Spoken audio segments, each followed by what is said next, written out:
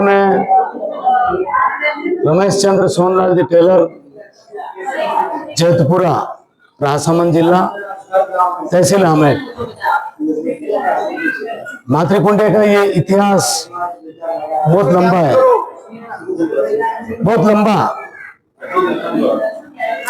यह कहते हैं कि स्वयं परशुराम जी के अपनी मां का सिर यह मातृकुंडे में विसर्जन हुआ। तो ये तो मेवाड़ का बड़ा तीर्थ है, तीर्थ क्या, महातीर्थ है। तो साक्षात यहाँ दर्शन परशुराम जी को भी दिए थे, परशुराम जी को, महादेव को। और वैसे देखो, पहले सराहें भी कम थी। जैसे जैसे समाज जागृत हुई, व्यवसाय में जागृत हुई, तो हर एक समाज ने, मैं ये भी कह रहा हूं कि हमारा पीपा क्षत्रिय दर्जी समाज ने किया, यहाँ सर्व समाज के मंदिर है, सराय हैं। भगवान तो कह रहे एक ही है, अमरनाथ जाए तो भी महादेव हो, यहाँ जाए तो भी महादेव हो, लेकिन अलग अलग जगह की अलग अलग आस्था है। चलो हम मातृकुंडे आए तो हमारा एक समाज का सम्मेलन हुआ, उसमें भक्ति आस्था हर चीज का एक अनुभव किया। बहुत सारे कलाकार हैं, सत्संगी प्रेमी आए, सुनने वाले भी आए, और सबने अपने अपने स्वर से अच्छे भजन भी किए पूरी रात भर। मैं छोटा था तो मेरे मतलब पिताजी आते थे, यहाँ आते थे, तो मैं भी उनके साथ आता था। तो फिर समाज वालों ने कुछ किया, सहयोग किया, सबने किया। और फिर यहाँ हमारे यहाँ ये द्वारकाधीश प्रभु का मंदिर बनाया, सराय बनाई, और आज हमारी समाज फलती फूलती। आज आए तो भी कुछ भी प्रोग्राम हमारी समाज रखती है तो हमारी समाज की सराय है। भगवान में आस्था है तो द्वारकाधीश बैठे हुए हैं, हम सब नमन करते हैं, सब करते हैं। सनातन की परंपरा है, संस्कृति की परंपरा है। बाकी अच्छा डेवलपमेंट हुआ, हाँ, लेकिन थोड़ी मेरी एक समाज से एक अनुरोध है कि शिक्षा, अभी इस युग में, इस टाइम में शिक्षा ही सर्वोपरि है। हमारे समाज में गवर्नमेंट जॉब बहुत कम है, या न तो हमारे समाज में कोई एमएलए है, न तो हमारे समाज का कोई एमएलए है, न कोई आईएएस, कलेक्टर, आरएस, बहुत कम है। होगा तो लेकिन फिर भी कम है। तो मैं समाज से अनुरोध करना चाहता हूँ, अपने बच्चे और बच्चियों को अच्छा पढ़ाओ। और अगर कोई गरीब समाज में, कोई गरीब तबके का अगर लड़का है, लड़की है, होशियार है, और उसके पास पढ़ाई के पैसे नहीं है, वो पैसे के खातिर अपनी पढ़ाई छोड़ रहा है, तो मैं समाज से ये अनुरोध भी करता हूँ कि उसको समाज के तरीके से उसको पढ़ाओ, अच्छा हॉस्टल में, अच्छे स्कूल में, ताकि समाज का कभी भविष्य हो। आईएएस आरएस बनेगा तो समाज के ही काम आएगा। कभी हम जाएंगे तो भी वो भी कहेगा कोई समाज ने मेरे को पढ़ाया। आपका परिचय है, आप क्या करते हैं, क्या आप जॉब पे हैं? नहीं, वैसे देखो, हमारा तो वो मार्बल एरिया है, तो ठीक है, जॉब में भी है थोड़ा बहुत, ऐसा नहीं है कि नहीं। और कोई भी पार्टी है तो उसको माल भी दिखाते हैं, ये करते, तो उससे क्या अपना भी दे उसका बड़ा आदमी, तो ठीक है, गुजारा चल रहा है और चला रहे हैं। बस यही मैं कहना चाहता हूँ। क्या समझ रहा, क्यों आप इससे जुड़े, क्या लगा आपने ये भक्ति की ज्वाला कैसे? तो नहीं, तो यहाँ का संबंध मैं मेरा ही नहीं कह रहा हूँ, मैं सर्व समाज का कह रहा हूँ। जितनी भी समाज है वो सब जुड़ी हुई है यहाँ से। क्या मैं ये नहीं कह रहा हूँ पीपा क्षत्रिय दर्जी समाज का ही, सब जुड़े हुए हैं। हर समाज की यहाँ देखो मंदिर है, सराय है, सब कुछ है। आस्था है तो सब कुछ है, बाकी कौन करे। हम तो जुड़े हुए हैं, हम आते हैं, भजन भी करते हैं, दर्शन भी करते हैं भगवान के, और आनंद लेके वापस घर चले जाते हैं। अहो भाग्य हमारा, हमारी समाज ने भी यहाँ एक मंदिर और सराय बनाई। शिक्षा और संस्कार दोनों साथ साथ चलते हैं, आप क्या सोचते हैं? शिक्षा देखो, जरूरी है, संस्कार जरूरी है? दोनों जरूरी है।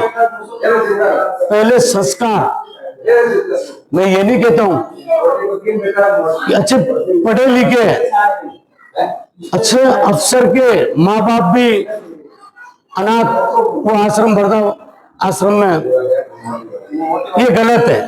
अपने माता पिता थे तो हम आए, हम जो भी पोस्ट पे, उनकी बलियारी, हमारे को पढ़ाया बड़ा किया, सब कुछ कर, फिर हम उनको धोखा दें एंड में, तो जाओ आप तो वर्धा आश्रम में जाओ, वहां खाना खाओ, तो इसका मैं बिल्कुल समर्थन नहीं करता हूँ। संस्कार तो ये है, पुत्र का पहला कर्तव्य माता पिता की सेवा करना। माता पिता है तो सब कुछ है, बाकी वो फिर इन बाबाओं के आश्रम पे कथा ही सुनते और सब कुछ करते, क्या करें, फिर मजबूरी हो गई उनकी। तो ऐसा नहीं, मत भेजो उनको, अपने घर रखो, 2 रोटी चाहिए उनको, अच्छे खिलाओ और उनका आशीर्वाद लो। गुरु की परिभाषा क्या, आज के समय क्या सोचते हैं आप, कौन सा गुरु चाहिए? देखो, गुरु हर मोड़ पे मिलता है। मैं ये नहीं कहता हूँ कि एक ही गुरु है। अगर मेरे घर से मैं अगर रवाना और मैं रास्ता भूल गया मातृकुंडे का, और मैंने किसी को मतलब पूछा तो भैया मैं किधर से जाऊं, अगर उसने सही रास्ता बताया तो वही गुरु है, तो मैं मेरे लक्ष्य तक पहुंच गया। तो गुरु एक शब्द है, और बाकी और कुछ नहीं है। हर मोड़ पे गुरु मिलेगा आपको, जो सही रास्ता बताता है वही सच्चा गुरु है। और जो आडंबर में और अपन को ये करता है, वो गुरु नहीं है। फिर तो साधु बना है साधु इस घोर कलयुग में, साधु बना है साधु इस घोर कलयुग में, छोड़ी राम कुटिया बाबा बंगले बना रहे हैं। क्या है, महात्माओं को बंगले बनाने की क्या जरूरत है? संत को क्या चाहिए? जब उसने संसार ही त्याग दिया, जीते जी अपना पिंड दान कर दिया, घर से निकल गया, तो बाबा को कितनी जमीन चाहिए? तो जितनी वो समाधि ले उतनी चाहिए। उनको फिर ऐसा आडंबर और बंगले बनाने की क्या जरूरत है? स्वयं मोक्ष आपका आप ही करोगे, मैं किसी दूसरे का मोक्ष का ठेका नहीं ले सकता हूँ। क्यों? अज्ञान रूपी पर्दा, तो फटे अज्ञान का पर्दा, कटे सब कर्म के बंधन, वो ब्रह्मानंद संतन का समागम मोक्षकारी है। किए जप नेम तप पूजन, फिरा तीर्थों के धामों में, न जाना रूप ईश्वर का उम्र सारी गुजारी है। सकल संसार के अंदर नहीं हितकार है कोई, नजर फैलाए कर दे को सभी मतलब किया, सभी मतलब किया। धन्यवाद। ऐसा कुछ नहीं है। भारत का संविधान सबको आजादी दी मालिक होने पर। क्या मालिक होने पर हमारा भारत का जो संविधान है, आजादी है, वो उनके लेवल का देखेंगे। फिर मैं तो स्पष्टवादी हूँ, अगर नहीं मिलेगी तो फिर तो लाएगा ना। हाँ, अगर समाज में अगर लड़कियां अगर नहीं मिलेगी तो फिर क्या बच्चे ऐसे ही रहेंगे? क्या लाएंगे ना वो? तो इसमें क्या हो गया? राजा महाराजा भी तो बनते थे, शादी करते थे ना। राजा महाराजा इतिहास पढ़ के देख लो। हाँ, मैं ये नहीं कहता हूँ, मेरी समाज का ही नहीं कहता हूँ, हर समाज में हो रहा है। तो खुशी होनी चाहिए भक्ति की चेतना के लिए जो आप देख रहे हैं क्या भक्ति की चेतना के लिए समाज में कुछ नया जागरूक कर रहे हैं। देखो, भक्ति एक विषय अलग है। आपकी भक्ति आपके पास है, मेरी भक्ति मेरे पास है। भक्ति का तो बहुत कठिन है। गाए हुए भजन हम भी गा रहे हैं, लेकिन अनुभव बड़ी चीज है। अनुभव बड़ी चीज है। अगर आपको भक्ति करनी है तो जब मूल बंद दृढ़ जावे, तब उलट पवन चढ़ जावे। सब दसवें द्वार समाने, सुन गोपी चंद सो जाने, कहे नाथ जलंधर जाने। महादेव कहे निर्वाणी, सुन गिरजा अमर कहानी। जब प्राण अपान मिलावे, तब कुंडलनी उठ जावे। चढ़ सुन शिखर में प्राणी, सुन गिरजा अमर कहानी। ये तो योग है, साधन योग। आसन नहीं है। क्या आसन नहीं है, ये योग है। इससे आप पा सकते हो। मंदिर हमने बनाया है, सबने मिलकर बनाया है। हमने ही भगवान की मूर्ति को पांचों ने मिलकर स्थापित की है। हमने ही तो बिठाया और हम भी फिर उनसे डरते हैं। ये शरीर जो भगवान ने बनाया हुआ है, उसमें खोजो तुम। क्या जल बूंद को लेकर बेहे रची, सुर दानव मानव जीव जुदा। सबके बेट अंदर मंदिर में तेने आप मुकाम जमाई दिया। तो कामिल काम कमाल किया, तेने ख्याल से खेल बनाई दिया। ये शरीर बनाने के पहले, उसके रहने की जगह पहले उसने, मैं कहाँ रहूंगा, कर रहता है वो पास में, लेकिन छिपा हुआ करके दया दयाल ने पर्दा उठा दिया। दुनिया की खबर ना रही, तन को ही भुला दिया। किस देवता ने आज मेरा दिल चुरा लिया? वो आपके पास है, हर समय आपके पास है। दोनों साथ है। जीवन भी है, मृत्यु भी है। कभी जीवन हावी होता है तो कभी मृत्यु भी हावी हो जाती है, तो वो ले जाती है। तो जोड़ा है दोनों, सुख दुख, जीवन मृत्यु, गरीब अमीर। अगर इतना अनुभव करके समझ लेना तो जीवन का कल्याण ही हो जाए।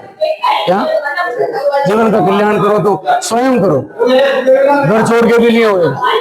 आप अपने घर पर ही करो।